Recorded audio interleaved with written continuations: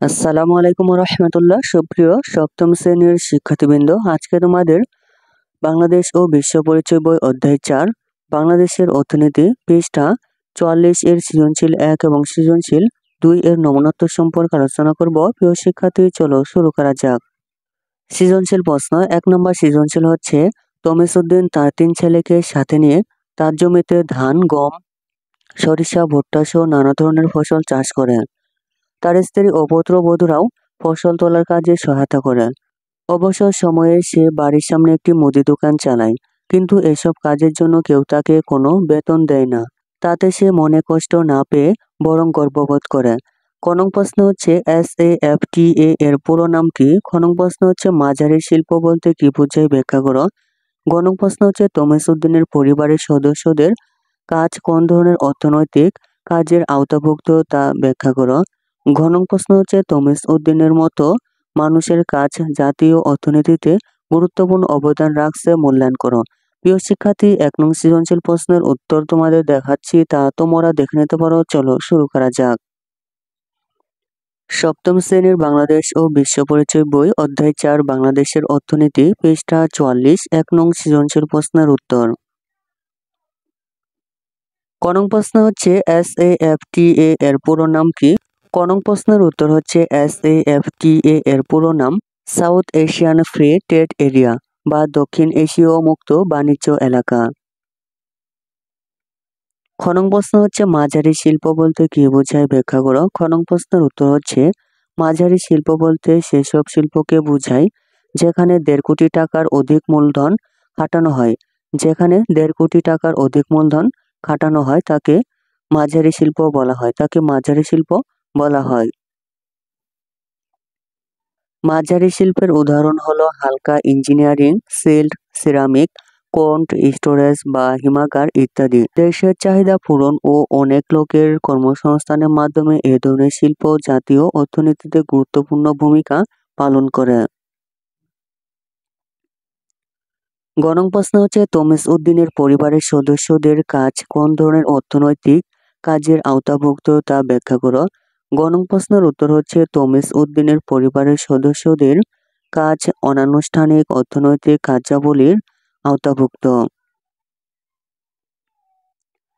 সাধারণত যেসব অর্থনৈতিক কাজের জন্য মজুরি নির্ধারিত নেই, করের আওতায় আনা কঠিন এবং যা সরকার কর্তৃক নিয়ন্ত্রিত হয় না, তাকে অনানুষ্ঠানিক অর্থনৈতিক কাজ বলে।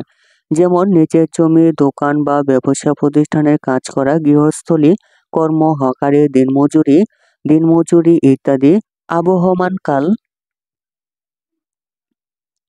আবহমান কাল থেকে চলে আসছে বলে অর্থনীতিবিদরা এইসব কাজকে অর্থনীতির প্রথাগত খাত বলে থাকেন। উদ্দীপকে তমিসউদ্দিন ও তার ছেলেরা জমিতে বিভিন্ন ধরনের ফসল চাষ করেন, আবার অবসর সময়ে তিনি একটি মুদির দোকান চালান। এ প্রেক্ষিতে বলা যায় তমিসউদ্দিন ও তার পরিবারের সদস্যদের কাজ অনানুষ্ঠানিক অর্থনৈতিক কাজের আওতাভুক্ত। কারণ তাদের এ কাজের জন্য কোনো নির্ধারিত মজুরি নেই, তা করের আওতায় আনা কঠিন এবং সরকার কর্তৃক নিয়ন্ত্রিত নয়। ঘ নং প্রশ্ন হচ্ছে, তমিসউদ্দিনের মতো মানুষের কাজ জাতীয় অর্থনীতিতে গুরুত্বপূর্ণ অবদান রাখছে, মূল্যায়ন করো। ঘ নং প্রশ্নের উত্তর হচ্ছে, তমিসউদ্দিনের মতো মানুষের কাজ তথা অনানুষ্ঠানিক অর্থনৈতিক কার্যাবলী জাতীয় অর্থনীতিতে গুরুত্বপূর্ণ অবদান রাখছে, বক্তব্যটি যথার্থ। বিশ্বের অন্য যে কোনো উন্নয়নশীল দেশের মতো বাংলাদেশের অর্থনীতিতেও অনানুষ্ঠানিক খাত অন্যতম ভূমিকা পালন করছে। গ্রামের একজন কৃষক ও তার পরিবারের সদস্যরা সকাল থেকে সন্ধ্যা পর্যন্ত জমিতে কাজ করেন।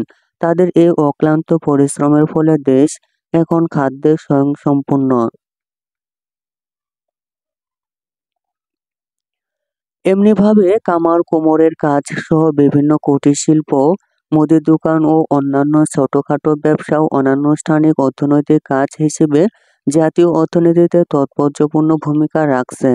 একইভাবে শহরাঞ্চলে বসবাসকারী স্বল্প ও মাঝারি আয়ের অনেক মানুষও অনানুষ্ঠানিক অর্থনৈতিক কাজে নিয়োজিত থেকে নিয়োজিত থেকে অর্থনীতিতে অবদান রাখছেন।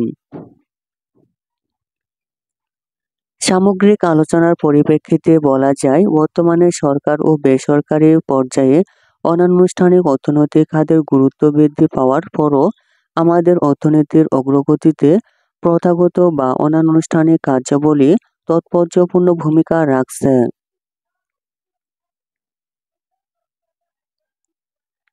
সৃজনশীল ২। জরিনা বেগম গ্রামের একজন গরিব বিধবা মহিলা। সে একদিন বাজার থেকে বাঁশ ও বেত কিনে নিয়ে আসে। দুই মেয়েকে দিয়ে ডালা, কুলা ও ফুলদানি তৈরি করে। তার ছেলে তামজিদ এগুলো বাজারে বিক্রি করে। এতে তাদের যে লাভ হয় তা দিয়ে সংসার চলে। দিনে দিনে তাদের তৈরিকৃত দ্রব্যের চাহিদা বাড়তে থাকে। পরবর্তীতে তামজিদ তার বাবার এক বন্ধুর সহযোগিতায় স্থানীয় একটি ব্যাংক থেকে ঋণ নেয়। সে কেক, বিস্কুট সহ বিভিন্ন খাদ্যদ্রব্য তৈরির কারখানা স্থাপন করে। তামজিদ তার কারখানায় খাদ্যদ্রব্য প্রক্রিয়াজাত এবং প্যাকেটজাত করে বাজারে বিক্রি করে প্রচুর লাভ করে। প্রশ্ন হচ্ছে, রপ্তানি প্রক্রিয়াজাতকরণ এলাকা প্রতিষ্ঠার উদ্দেশ্য কি? প্রশ্ন হচ্ছে, অনানুষ্ঠানিক অর্থনৈতিক কার্যক্রম বলতে কি বোঝায় ব্যাখ্যা করো। প্রশ্ন হচ্ছে, তামজিদের স্থাপিত কারখানাটি কোন শিল্পের অন্তর্গত তা ব্যাখ্যা করো। প্রশ্ন হচ্ছে, বাংলাদেশের অর্থনৈতিক উন্নয়নে জরিনা বেগমের কাজের অবদান মূল্যায়ন করো। কাজের অবদান মূল্যায়ন করো। প্রিয় শিক্ষার্থী, সৃজনশীল ২ এর উত্তর তোমাদের দেখাচ্ছি, তা তোমরা দেখে নিতে পারো। চলো শুরু করা যাক। সপ্তম শ্রেণীর বাংলাদেশ ও বিশ্ব পরিচয় বই, অধ্যায় ৪, বাংলাদেশের অর্থনীতি, পৃষ্ঠা ৪৪, ২ নং সৃজনশীল প্রশ্নের উত্তর। প্রশ্ন হচ্ছে, রপ্তানি প্রক্রিয়াজাতকরণ এলাকা প্রতিষ্ঠার উদ্দেশ্য কি?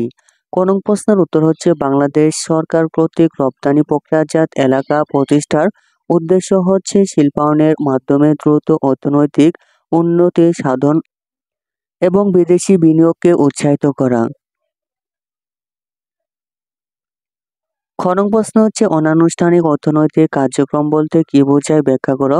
প্রশ্নের উত্তর হচ্ছে, অনানুষ্ঠানিক অর্থনৈতিক কার্যক্রম বলতে এমন অর্থনৈতিক কাজকে বোঝায় যা করের আওতায় আনা কঠিন এবং সরকার কর্তৃক যাতে কোনো নিয়ন্ত্রণ আরোপ করা হয় না।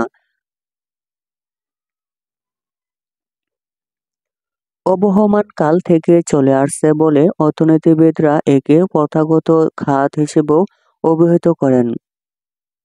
এ ধরনের কাজের উদাহরণ হচ্ছে নিজের জমি, দোকান বা ব্যবসা প্রতিষ্ঠানে কাজ, গৃহস্থলী কর্ম, হকারি ইত্যাদি। প্রশ্ন হচ্ছে, তামজিদের স্থাপিত কারখানাটি কোন শিল্পের অন্তর্গত তা ব্যাখ্যা করো। প্রশ্নের উত্তর হচ্ছে, উদ্দীপকে তামজিদের স্থাপিত কারখানাটি ক্ষুদ্র শিল্পের অন্তর্গত। ১.৫ কোটি টাকার কম মূলধন খাটে যে কারখানা বা শিল্প প্রতিষ্ঠানে তাকে ক্ষুদ্র শিল্প বলে। এ ধরনের শিল্পে বেতনভুক্ত কর্মচারীদের মাধ্যমে বিদ্যুৎ শক্তির সাহায্যে উৎপাদন কার্য পরিচালিত হয়। এ ধরনের শিল্পের উদাহরণ হচ্ছে চাল কল, ছোট ছোট জুতা বা প্লাস্টিক কারখানা, খাদ্য প্রক্রিয়াজাতকরণ শিল্প ইত্যাদি। উদ্দীপকের তামজিদ ব্যাংক থেকে ঋণ নিয়ে একটি কারখানা স্থাপন করে। সে সেখানে কেক, বিস্কুট সহ বিভিন্ন খাদ্যদ্রব্য তৈরি করে। পরে সেগুলো প্রক্রিয়াজাত এবং প্যাকেটজাত করে বাজারে বিক্রি করে প্রচুর লাভ করে। তাই তামজিদের স্থাপিত কারখানাকে ক্ষুদ্র শিল্পের সাথে তুলনা করা যায়। প্রশ্ন হচ্ছে, বাংলাদেশের অর্থনৈতিক উন্নয়নে জরিনা বেগমের কাজের অবদান মূল্যায়ন করো। প্রশ্নের উত্তর হচ্ছে, বাংলাদেশের অর্থনৈতিক উন্নয়নে উদ্দীপকের জরিনা বেগমের কাজ তথা কুটির শিল্পের অবদান অপরিসীম। সাধারণত যে শিল্পে উৎপাদন ও বিপণনের কাজ মালিক নিজে বা তার পরিবারের সদস্যরা করেন তাকে কুটির শিল্প বলে। বাংলাদেশের মোট জনসংখ্যার প্রায় অর্ধেক হচ্ছে নারী। এই বিপুল সংখ্যক নারী সমাজের অনেকেই কুটির শিল্পের মাধ্যমে আত্মকর্মসংস্থানের ব্যবস্থা করে স্বনির্ভর হয়ে উঠেছেন।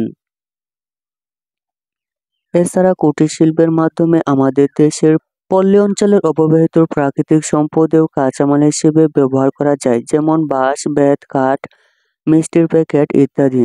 সর্বোপরি কুটির শিল্পের মাধ্যমে অসংখ্য মানুষের আয় বৃদ্ধি পাওয়ায় স্বাভাবিকভাবে জীবনযাত্রার মানও উন্নত হয়। উদ্দীপকের জরিনা বেগমের ক্ষেত্রে একই চিত্র দেখা যায়। তিনি সংসারের ব্যয় নির্বাহের জন্য সন্তানদের নিয়ে কুটির শিল্পে নিয়োজিত। জরিনা বেগমের এই কাজ যেমন বাংলাদেশের অর্থনৈতিক উন্নয়নে অবদান রাখছে, তেমনি জরিনা বেগমকেও স্বাবলম্বী করে তুলছে। উপরের আলোচনার পরিপ্রেক্ষিতে তাই বলা যায়, বাংলাদেশের মতো শিল্পে অনগ্রসর একটি দেশে অসংখ্য মানুষের কর্মসংস্থান ও স্বনির্ভরতা অর্জনের সুযোগ করে দিয়ে কুটির শিল্প জাতীয় অর্থনীতিতে মূল্যবান অবদান রাখছে। প্রিয় শিক্ষার্থী, অন্যান্য সকল বই নমুনা পেতে চ্যানেলটি এখনই সাবস্ক্রাইব করে রাখতে পারো। ধন্যবাদ।